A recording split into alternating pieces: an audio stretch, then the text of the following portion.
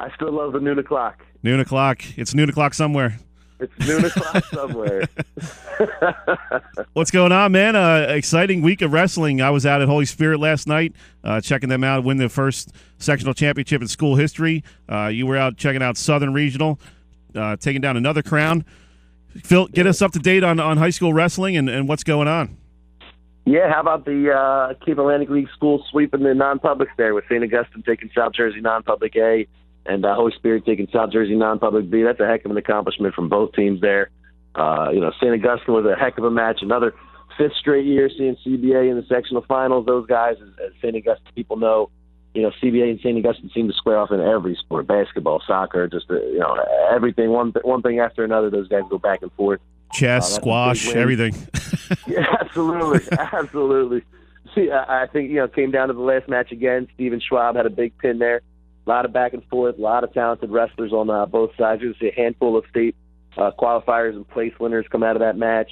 A lot of great wrestling. And then Holy Spirit, my goodness.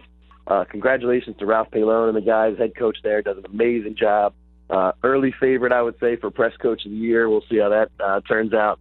Yeah, it's an unbelievable job from Reggie Jean Charles. Everybody knows him from football, but Reggie's a heck of a wrestler too. Comes out giving up 80-something pounds, gets a pin at heavyweight there, all the way to last match of the night. Ryan Keel needs to kind of stay off his back there and does one better and pins his guy. From what I understand, he was kind of taken down, fighting off his back, just showed a lot of heart, came back. Yeah, he was nearly pinned twice, and he fought through it and kind of outlasted the boy from Holy Cross. So that was a great way to finish up for Spartans. And that's what it's all about. And that's kind of that's Ralph Palone's signature. Toughness kind of thing. So good for those guys. Happy. A lot of people, myself included, kind of consider Holy Cross the favorite in that one. But hats off to Holy Spirit. That's an unbelievable achievement there. First sectional title in school history. Now they get to go up to Toms River tomorrow. We're going to be talking to Clearview head coach Dave Tomasetti here after you. Talk about the Pioneers a little bit, and they've been on a real nice run the last couple of years. Yeah, I know we've talked about them a few times this year. I really like that Clearview team. I was up there, the day before the blizzard that watched St. Augustine barely, narrowly get past them kind of thing. I really like that Clearview team. Talk about toughness. Tomasetti was kind of famous for that himself in his days. Those guys wrestle with passion throughout the lineup. They're brutal to match up with, especially in the middle there. They kind of call them murderers, from what I understand. Zach Firestone, headed to Buck now. He's a state title contender. Mike Van Brill, one of the best wrestlers I've seen down this way in the last few years. This kid is always scoring. He's my favorite to win the state championship at his weight. Then Stanley Atkinson's no slouch there too. The three of those guys in a row just make it impossible for you to match up with them. They've got a few other tough kids sprinkled throughout the lineup. Up top, Vito Nucci at 220 pounds. He's going to play football in college. Really tough kid. I really like that Clearview team. They might take a run at the state championship themselves. Yeah, we were talking earlier with Tim Fitzpatrick of Holy Spirit, and talk about that team a little bit. He's been a real key to that squad, and we're talking about a team a couple of years ago, even last year, had trouble filling out a lineup. Could barely win any dual matches just because they couldn't fill out the weight classes. Yeah, absolutely. Everybody kind of knows they've had some individual success through the years. Mac Mancuso, who's now on the staff there, doing a heck of a job with those guys. Wins their first state championship. Then Pat Darcy, everybody knows Pat Darcy came through. He's up wrestling at Princeton now, doing an unbelievable job as a true freshman. He comes through, wins his state championship last year after being a two-time state place winner before that. They kind of had those individuals to kind of hang their hats on. But even with Darcy in the lineup, they were forfeiting 4 and 5 weight classes as recently as last year and the year before. This year they fill out the roster with some tough kids. They've got some young guys, some guys that wouldn't necessarily be varsity ready in a lot of places, but like I said, Coach Baylon gets more out of his guys than any coach in the area in terms of that. Does a heck of a job. You're right. They've got some talented guys. So now you've got Timmy Fitzpatrick there at 145, Alec Harper at 132. Although I saw he bounced up to 38 for the team yesterday. Michael Wazen up top there at 182 has had a heck of a nice season. Danny Ramirez, another nice job. That was a big match. Even in the loss last night, he's only been back for 4 or 5 days from a torn ACL or an LCL he suffered in the preseason. He holds on and only loses to Cam Wasson from Holy Cross, who's a tough kid, who's had all season of conditioning, this and that and the other thing. Ramirez has got a week's worth of conditioning under his belt and only loses 6-5 to Cam Wasson. Reggie Jean-Charles, Mason Murphy up top. They've kind of been known for their lower weights in recent years. Now they've got some tough uppers. The one thing I loved about last night, too, and I know he got pinned, but from what I understand and speaking with the coaches, Mason Murphy got pinned by Matt Carenti there of Holy Cross. A lot of teams in that situation, now Paylone's old school, a lot of teams in that situation probably forfeit to Matt Carenti, knowing that he's probably 6 points anyway. He's a Beast of the East champ, finished second in the state last year, number 4 in the country at 220 pounds. But from what I understand, Mason Murphy basically wanted to take a shot at him. And why not? That's what it's all about. You know what I mean? It's not every day you get to wrestle one of the top 5 kids in the country, so why not go out there and take a shot at him? You're going to wrestle shoot? little Vision Quest action going on? Absolutely. Yeah, solid reference. That kid's a beast from Holy Cross, But good job by Mason there. He's a tough kid. He's a football player, so hey, why not take a shot? That's what it's all about. You know what I mean? Why not? You're exactly right. Like, Carenti's probably 6 points anyway. Like I said, this time of year, a lot of teams probably forfeit to him, but not Paylone. If he's got somebody willing to go out there, might as well send him out. You never know. Weirder things have happened. Did you expect a tough Irish kid to forfeit? Heck never, no, man. Never. Absolutely not. He wrestled a fire hydrant. We're talking with John O'Kane from the Press for Atlantic City, as we do this time every week. John, what are you looking for tomorrow up in Toms River? We're talking about teams going for overall state titles. Any of these Cape Atlantic League teams have a shot? I'm going to get beat up here, but it's really tough. The non-publics, everybody knows how the non-public debate went with people wanting to separate schools and stuff like that. And one of the reasons was wrestling. The North Jersey non-public schools are brutally deep. I mean, St. Augustine's about the toughest matchup of anybody in the gym. And I would never count St. Augustine out of anything. They've got a heck of a tough team. Billy Ward does a nice job there with them. Starting with all throughout the lineup. Reed White, Nick Clark, Dylan Taylor, Jim Brady, Jose Tabora, Schwab, I mentioned, some tough younger guys, Connor Krause. But they're wrestling Bergen Catholic, who, depending on what poll you look at, they're top 3 in the country, top 5 in the country. Everybody knows Nick Suriano, who's going to try to become the next 4-time unbeaten state champion. He's headed to Penn State, number 1 wrestler in the country. They've got a handful of state championship contenders throughout their lineup.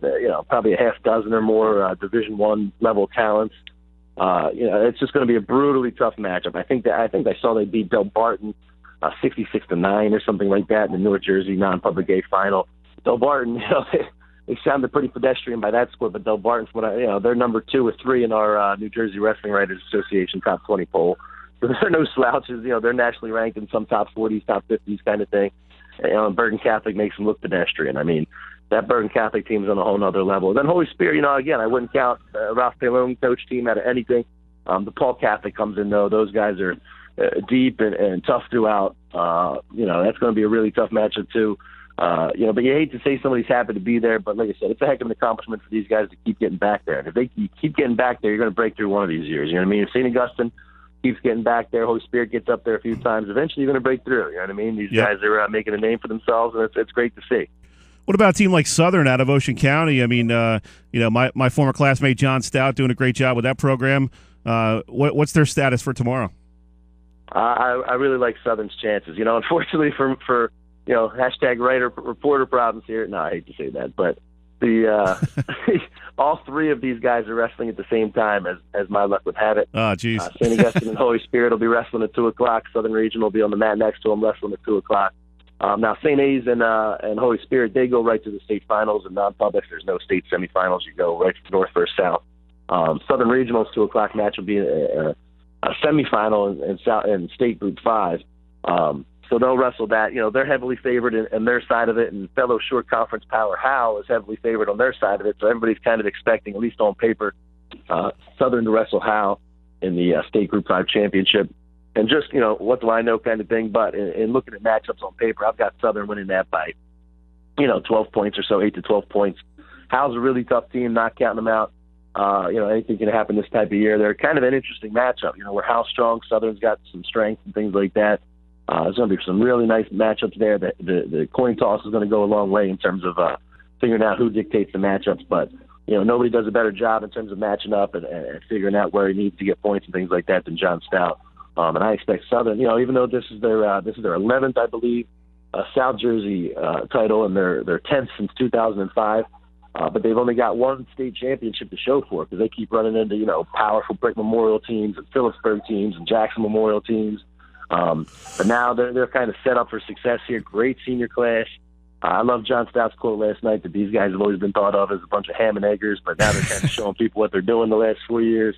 And they're tough. They don't get enough credit. They've got a lot of tough wrestlers. Peyton Blavel was telling me last night he's looking at Campbell, which is Division I college down in North Carolina, where a couple of St. Aug guys are headed, Reed White and Nick Clark. Carrie Kolak coaches the team, one of the best wrestlers in American history. He's looking to possibly head down there. Joe Tosi's already committed to go to Sacred Heart. Then they've got tough guys just throughout, from about 132 up to 195. 182, 195. Southern Regional is the last team you want to see. They're just brutal in the middle. So I talked about Clearview being tough to match up with, but the Southern's impossible to match up with. They are brutally difficult, and I like their chances of winning their second one. Good stuff, Oak. Thanks for taking some time again this week. We'll catch up with you next week as we get ready for districts. Hey, absolutely. If I could, this is not a shameless plug. I'm good with shameless plugs, although the Galway Township Middle School team did win the league championship with a tough win against Davies. But on a serious note, a good friend of mine, Dave Martin, and some guys over here, I don't know if you remember a few years ago, Matt Caesar. Sure. They did the Big East 60 profile on him. Yep. He did the match, bone marrow, the marrow blood drive kind of thing. If you're in the area in Galloway Township today until about 2 o'clock, they're having a kind of a registry thing. I actually was able to do it yesterday.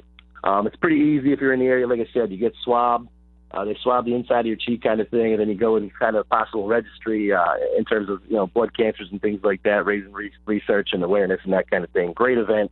Like I said, if you're in the area. So that's not so much a shameless plug, just a good cause there. But good stuff. Is it at Galloway Township Middle School? Galloway Township Middle School. They'll be out there until about 2 o'clock today.